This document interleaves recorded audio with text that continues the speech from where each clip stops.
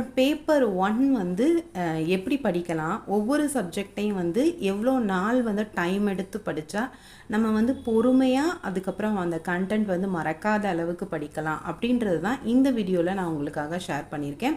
இதில் பார்த்தீங்கன்னா paper 1க்கான study plan வந்து நான் ஷேர் பண்ணியிருக்கேன். 5 to 6 months, அதாவது ஒரு 150 நாட்கள் வந்து எடுத்துக்கிட்டிங்கன்னா மட்டும்தான், அதாவது ஒரு சப்ஜெக்ட்டுக்கு 1 month அப்படின்னு நான் கணக்கு பண்ணல. பொதுவாகவே நம்ம படித்து அண்ட் ரிவிஷன் எல்லாமே பண்ணுறதுக்கு மேக்ஸிமம் வந்து 5 to 6 months ஆகும். எக்ஸாம் வந்து எப்போ வரும், நீங்கள் என்ன இவ்வளோ டைம் டூரேஷன் சொல்கிறீங்க அப்படின்லாம் ஒரு சில பேர் கமெண்ட் பண்ணுவீங்க. ஆனால் வந்து எப்போ வரும் அப்படின்னு யோசிச்சுட்டு இருக்காமல் படிக்க ஸ்டார்ட் பண்ணுறது ரொம்பவே பெஸ்ட்டு.